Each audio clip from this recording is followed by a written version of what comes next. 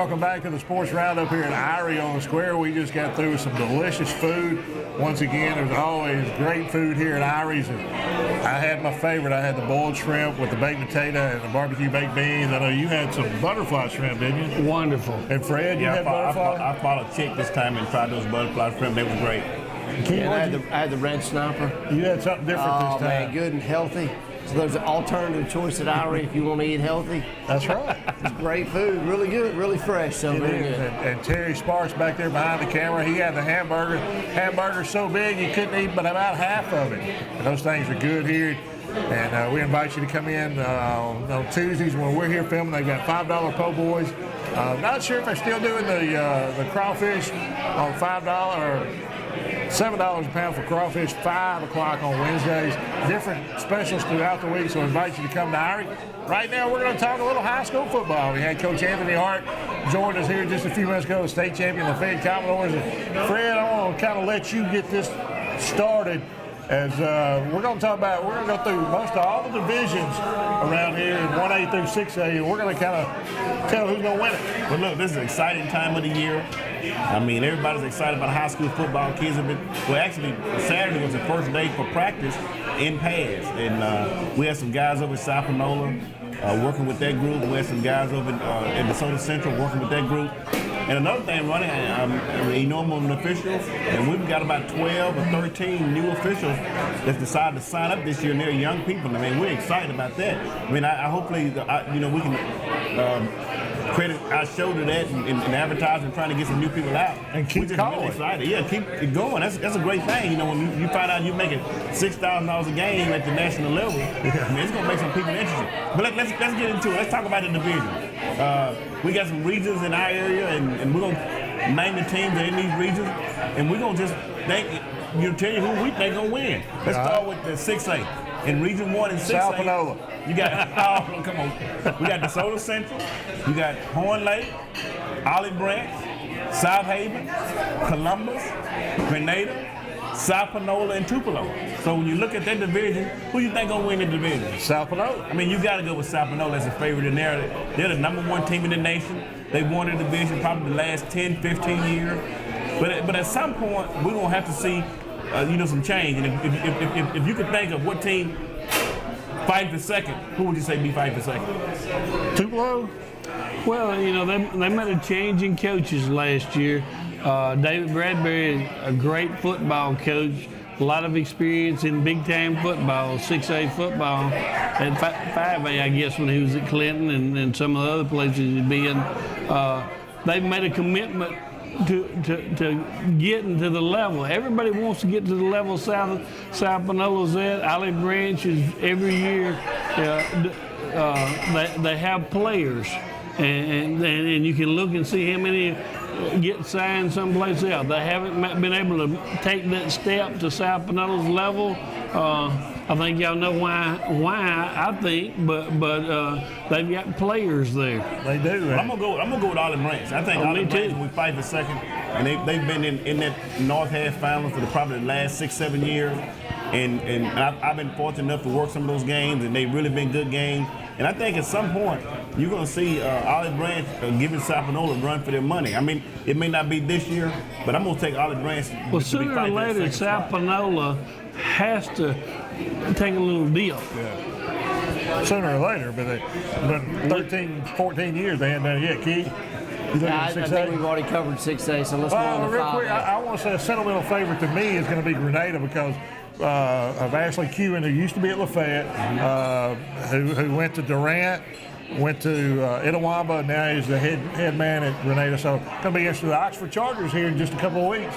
They start out with Grenada, so that's going to be a good game. It's just going to take a little time. When I think Grenada's finally decided that football is important, and they've hired a coach who's got some history, who's got some success, and I think we're going to see some great things happen in Grenada. But my advice is recruit from the band. I think if they start recruiting from the band, they got some good athletes in the band, blowing tubas and saxophones and all those kind of things. 5A. Center Hill, Hernando, Clarksdale, Lake Carmel, Satilla, West Point, New Hope, and Oxford. Wow. Tough That's a pretty division. good region right there. Tough division. And that's just in one region. That's in one region. Wow. I mean, in this region, last year, they had to go down to the last game to really decide who won that region. I think Oxford was at West Point, and they only got beat by maybe a touchdown or so to determine who Well, won. and the thing about that division, if I was coaching, looking at that division, you see every style of football in that division. Hernando's going to line up and hit you in the mouth. Clarksdale loves the option game. And then West Point, speed. And then you got Oxford coach Johnny Hill. You never know what you're going to get from game to game. Johnny's going to cause some problems just with formations. Yeah, and that's who I'm going to go with. I'm going to go ahead. I'm going to put the monkey on Coach Hill's back. I love him to death. Great guy. As an Oxford graduate, I'm going to go with my Chargers. Well, I love the Chargers. My son played there years ago, and but you can't go against West Point. Right? I mean, it's the guys at 5A state champs. They are the South Panola of the 5A division. You kind of got to go with West Point, but there's a team in there, Lake Carmen.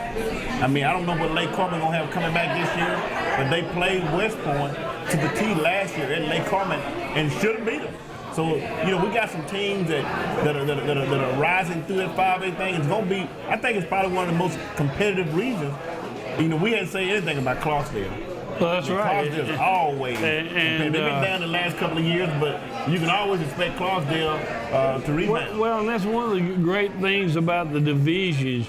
When there was so much separation between the largest schools in a classification and the smallest school in the classification, it was hard to rebound once you got down. Now, it's just a matter of waiting to another year because there's not that much separation in the size of the schools.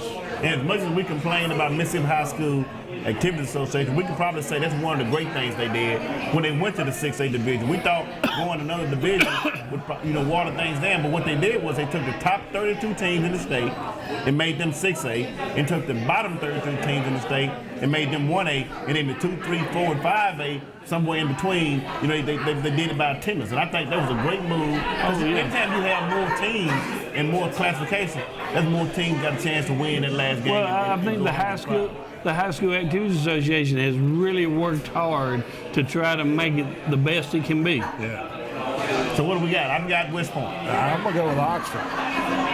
West Point.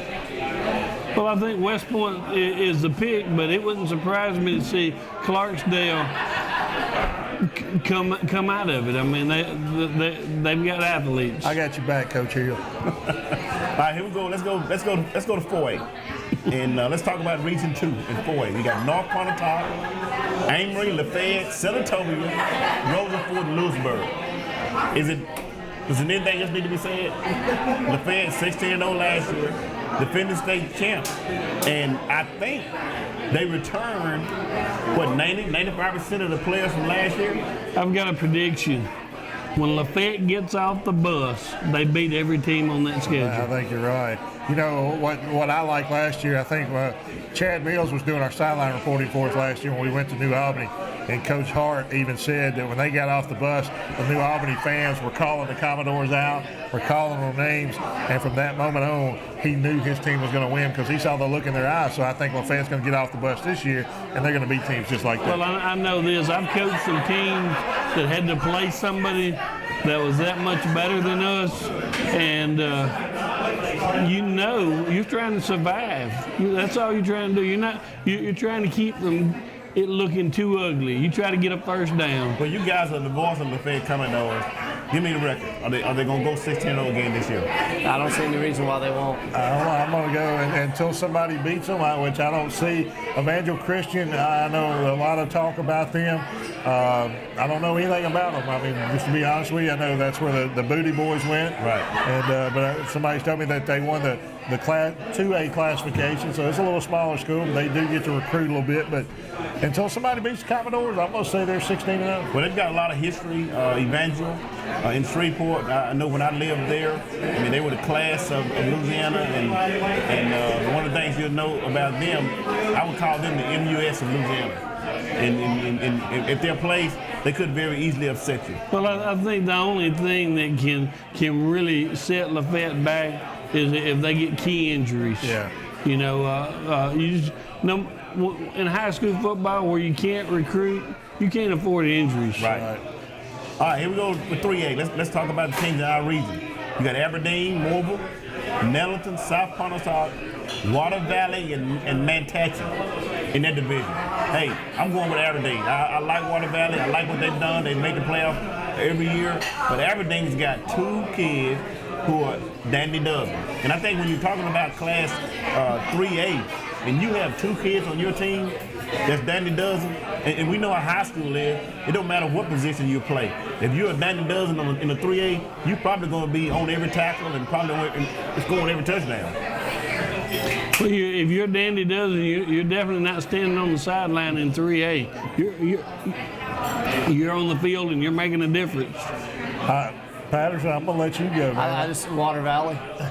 Yeah. I think Water Valley's going to be. I think they're going to be the head of the class. Well, so I pick Water Valley is going to have a really good football team, a lot of depth. They've got a lot of kids out for a 3A school, around 60. That's a great number. So they're going to have depth. I'm going to pull for Water Valley, but I'm going to have to side with Fred. I'm going to go with Aberdeen. All right, 2A division. We got Walnut, Baldwin, Bruce, Calhoun City, Okolona, and Hatley. Kick. I'm going to pick somebody out of Calhoun County. No doubt about that, because I don't know which team's got the most Armstrongs on it, but whichever one does, they're going to win it. I'll be honest with you, I don't know a whole lot about any of them. I'm going to say Baldwin. You're going to say Baldwin. I'm going to either go with Okolona or Bruce. I mean, Okolona, I had a chance to work in North Half. Okolona played in last year. And when they played in the North Half, they played against Durant. Durant hadn't been scored on all season. Okolona scored on them in the first half. And Okolona was in position to win that game. And I think when you get a team at that point, it's just one step from going to that next level. So I'm gonna go with Okolona over Bruce. But I do really think that Bruce has got the athletes. They finally getting their coaching staff together to be competitive. But I'm gonna take Okolona. Calhoun City. Boy, you just making it easy. You just saying a name and you sticking to it. 1A. All right, 1A. Let's go down to 1A. See what we got in 1A. We got 1A, we got all these schools in the same division, so it's going to be a bunch of them. We got Biggersville, Coldwater, Faulkner, Smithsville, Thrasher, Vardaman, Hooker, Jumpertown, Tupelo Christian, and H.W. Byers. Ronnie, who you got? I'm going to go with sentimental favorite. I'm going to go with Smithville. I mean, they got a lot to play for to get that town back together. And I think you're going to see those kids come out on Friday night. They're going to unite that town and give them something to look forward to. Well, I know the coach from Vardaman, and I've been fortunate enough to see their program.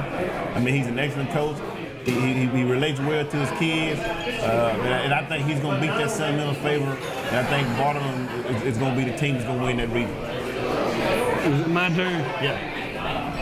I'm going to answer like this. I know I should pick Vardaman. Smithville traditionally is really good, but I'm going to pick Coldwater, Mississippi to do exactly what I said. I think they're going to get healthy by being in 1A, and they're going to win it. I'll go with Holka. All right, let me ask you this real quick before we go to a break. Basketball does the Grand Slam where they bring in all the classifications and play together. What would you say about 6A and 5A meeting, 4A, 3A meeting, 2A and 1A meeting, and playing one more game and letting the 2 state champions from each division play each other?